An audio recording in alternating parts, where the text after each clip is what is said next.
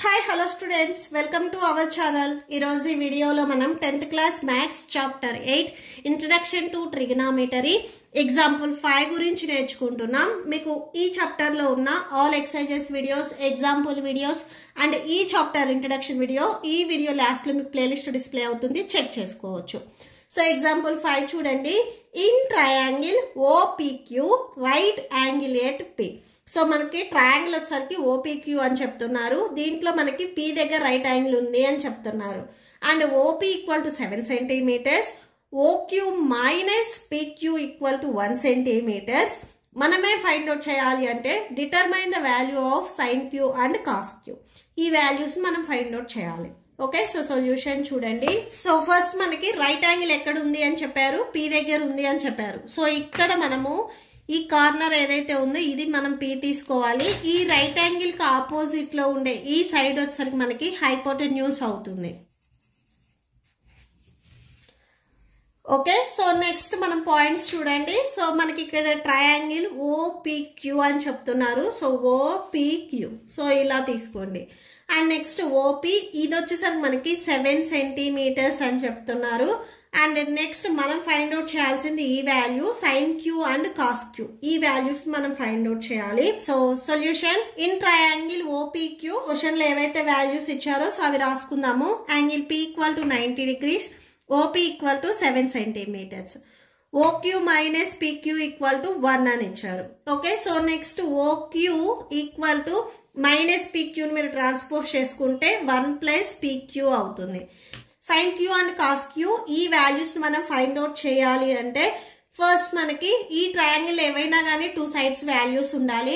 ఇప్పుడు మనకి given question లో OP వాల్యూ ఇచ్చారు 7 సెంటీమీటర్స్ అని.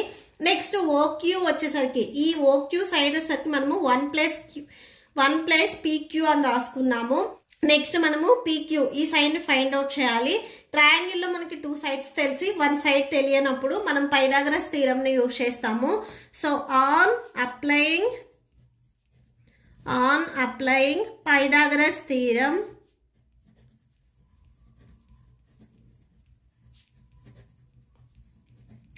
సో పైథాగరస్ థీరం ఫస్ట్ మనకి హైపోటెన్యూస్ వచ్చేసరికి ఇక్కడ OQ square equal to PQ square plus OP square, PQ square plus OP square.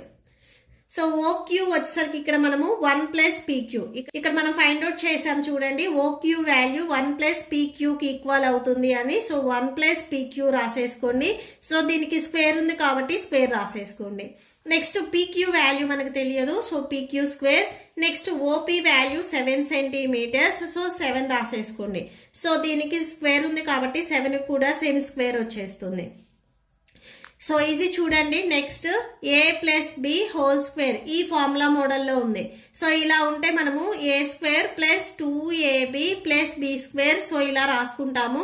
A value 1 and B value వచ్చేసరికి ఇక్కడ మనకి PQ. Okay, so A plus లో 1, Aకి square ఉంది కాబట్టి 1 కూడా స్క్వేర్ వస్తుంది. So 2 into 1 into B value PQ, next plus B square value PQ square that equal to PQ square. So 7 square value 49 అవుతుంది. 1 square value 1 plus 2 1s 2 into PQ 2PQ అవుతుంది. Plus PQ square equal to PQ square plus 49. ఇక్కడ మీరు observe చేసినట్లయితే both LHS and RHS లో PQ square ఉంది. So cancel చేయండి. 1 plus 2PQ equal to 49. ఇక్కడ 1 మీకు ఎడిషన్ లో ఉంది, ఇది మీరు ట్రాన్స్పోజ్ చేసుకుంటే సబ్ట్రాక్షన్ లోకి వెళ్తుంది, -1 అవుతుంది. Okay, so 2PQ equal to subtraction చేస్తే 48 వస్తుంది. PQ ఈక్వల్ టు ఈ PQ కి మల్టిప్లికేషన్ లో 2 ఉంది, మీరు ట్రాన్స్పోజ్ చేసుకుంటే డినామినేటర్ లోకి వెళ్తుంది /2. PQ equal to 2 1s 2 2s 4 2 4s 8. So 24. ఇవి మీకు గివెన్ క్వశ్చన్ లో సెంటీమీటర్స్ ఇచ్చారు కాబట్టి సో PQ వచ్చేసరికి 24 సెంటీమీటర్స్. ఈ PQ వచ్చేసరికి మనకి 24 సెంటీమీటర్స్. నెక్స్ట్ మనకి OQ ఈ వాల్యూ ఎంత ఉంటుంది అనేది మనకి పర్టికులర్ గా రాలేదు. ఇప్పుడు మనకు వచ్చిన PQ వాల్యూని దీంట్లో సబ్స్టిట్యూట్ చేస్తే మనకి OQ వస్తుంది. ఓకే, సో దీనికి మీరు ఈక్వేషన్ నెంబర్ 1 ఇవ్వండి. Put PQ value in equation 1. So equation 1 ఒకసారి రాసుకోండి. OQ equal to 1 plus PQ. That equal to 1 plus PQ value 24. Add చేస్తే మనకి 25 వస్తుంది. So OQ equal to 25 centimeters. So ఇక్కడ రాసుకోండి OQ 25 centimeters.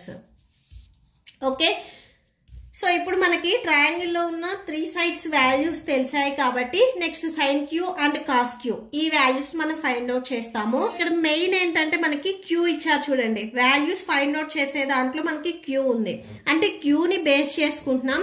ఈ క్యూకి ఏవైతే సైడ్స్ టచ్ అవుతున్నాయో ఇవి మనకి అడ్జసెంట్ అవుతాయి. ఇది ఆల్రెడీ నేను హైపోటెన్యూస్ అని చెప్పాను. నెక్స్ట్ ఇది వచ్చేసరికి మనకి అడ్జసెంట్ అవుతుంది, అడ్జసెంట్. నెక్స్ట్ ఈ క్యూకి ఆపోజిట్ లో ఉన్న ఈ సైడ్ వచ్చేసరికి మనకి ఆపోజిట్ సైడ్ అవుతుంది, opposite side. Okay, so formulas రాసుకుందాము. మీకు ఒకసారి ఆల్రెడీ టెక్స్ట్ బుక్ లో ఇచ్చారు కదా, చూడండి. సైన్ ఏ ఫార్ములాని మీకు టెక్స్ట్ బుక్ లో ఇచ్చారు, నేను ఇంట్రడక్షన్ వీడియోలో కూడా చెప్పాను. So sine A formula side opposite to angle A.